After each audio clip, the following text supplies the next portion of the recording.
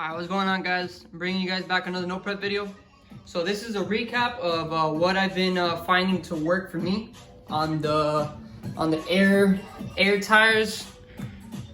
So I made a video before talking about these tires that I have done. I got this idea from Brian Elkins. He's using these air conditioning valves and he's putting them inside.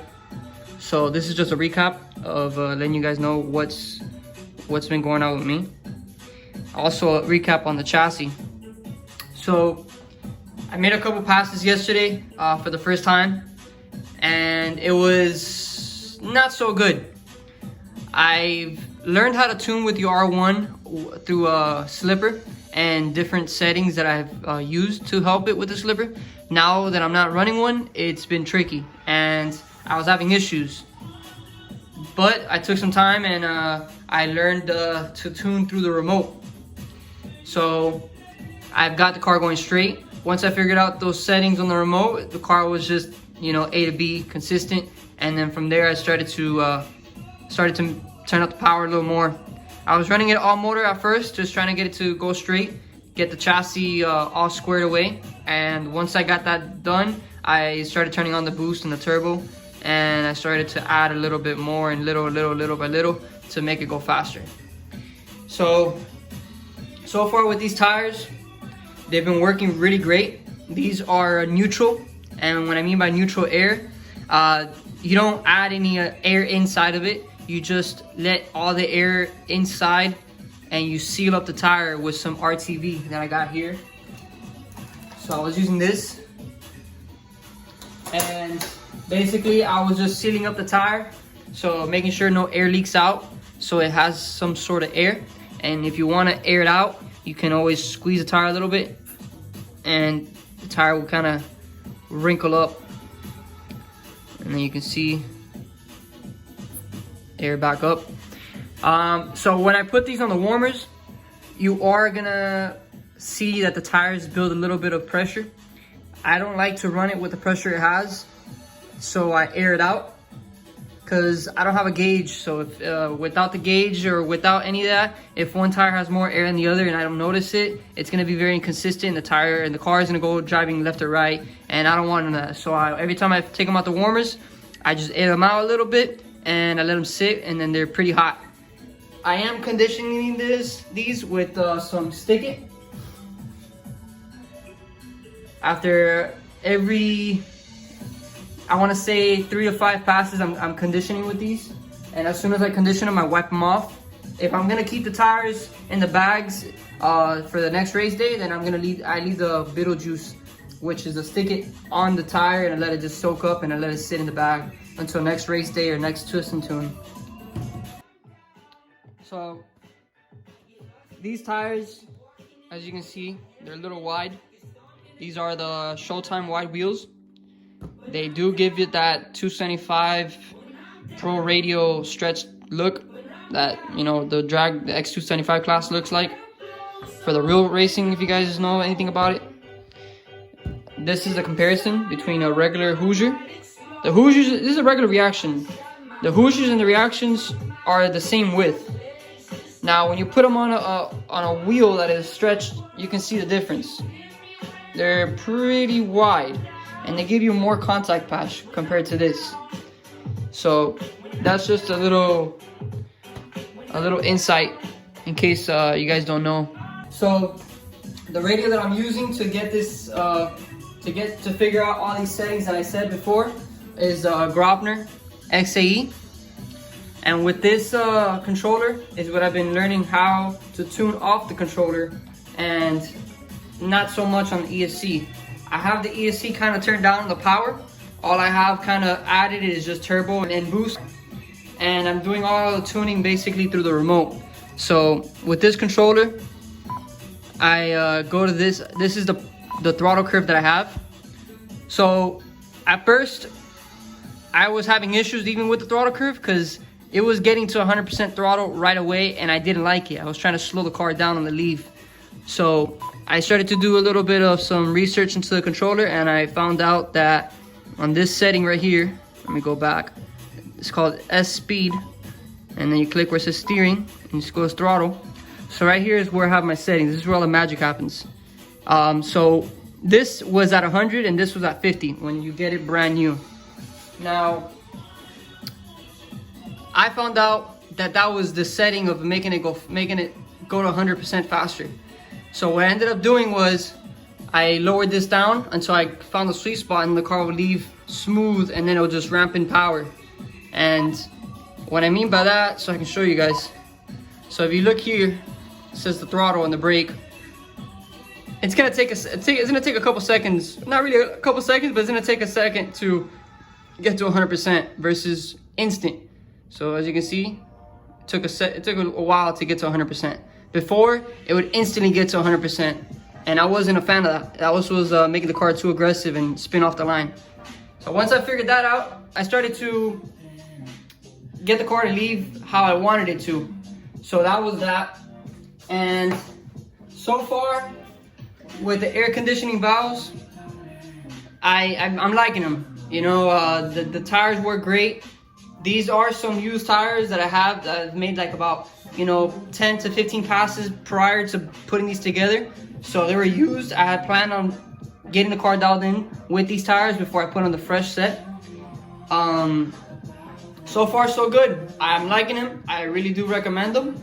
I am gonna be getting another set of those wheels and trying them out with actual valve, basketball valve, and pumping air into them to see if that is even better. But as of now, these are working really good. The chassis is phenomenal. It's doing what it's supposed to. And man, this guy Greg Bridgewater, he makes some badass chassis. This thing right off the bat went dead straight. Once, you know, I'm not gonna say dead straight because I said before it was spinning on me, but that wasn't much of a chassis. It was more of the tune-up. Once I got the tune-up on point, I would just go dead straight. I did have a little wreck. As you can see, one of the posts are broken off. That was one of the wrecks, and it's a little scratched up on the body, you can't tell. But it tweaked up a little bit my alignment, and I'll drop a video of the pass, and you can see the car starts to veer off a little bit to the right.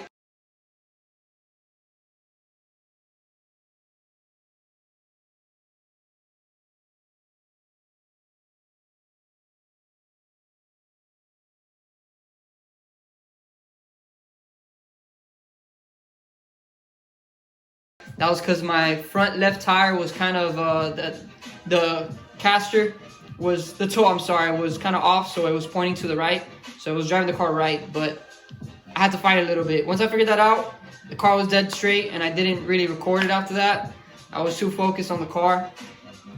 But it's working good. I am gonna make another recap video of how to tune the R1 now without using a slipper, because the previous video I have is me giving my experience of how I tuned it with a slipper clutch.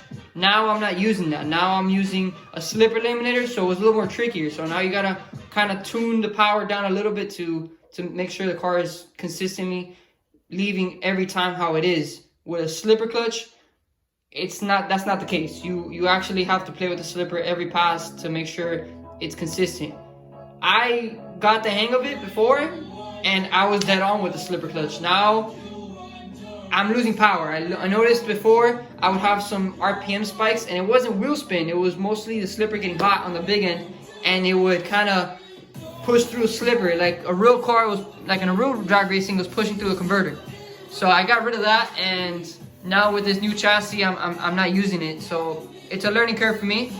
Once I get that figured out, I will post a video on how I'm tuning my ESC without a slipper, and I'll give you guys all the insight and all the info I got. So far right now, I'm running the tires, dry tires. I did try out some of this PJ1, some of this track bike, and what I was doing was simple.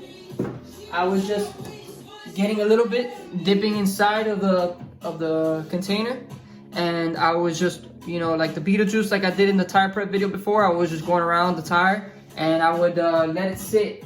So with this process, how I was doing it was I put the tires on the tire warmers for 10 minutes. Once that's done, I get the PJ1, the track prep, and I apply it on the tire and let it sit for a minute, minute and a half. I don't let it sit for no longer than 2 minutes, because at that point the tire starts to get cold, and then there's no point in having the tire hot. So I let it sit for a little bit, and then I put the car down. I don't do a burnout on the carpet because you will pick up some fabric and it's sticky. It's not really ideal. So I just do a quick, a tire rotation. That's per the rules. You need to do a burnout. So I just do a quick tire rotation on the ground, just enough to make sure that it spins the tires and consider it a burnout, quote unquote. And I set the car down, and that's it. I send it. And the first pass I did with the tire prep, it was money. That thing made a lick. It just went, and man, I was hooked. Once I tried prep for the first time and I saw it did what it's supposed to, I was happy, and I realized I see why people are using tire prep now. So I will be using more of it, but I am still kind of true to the dry tire, and we'll see, maybe I can get some little grudge races here on the side, a dry tire or prep. No, who cares? But I know the tire prep is the way to go, and I'm liking it so far. And as you can see in the background, I have a naphtha, whatever you want to call it. I'm very bad at pronouncing things. So I'm using that to kind of remove all that prep off the tire after a pass. So it's kind of annoying. It's kind of a little bit of work when you're using prep, because once you make a pass, the car comes back with the tires all sticky and all full of debris and loose gravel and all that stuff, and I don't want none of that. So you gotta clean it off with a microfiber, and you just put a little bit of naphtha on the microfiber, and you just wipe it clean. Once you wipe it clean, you're good to go.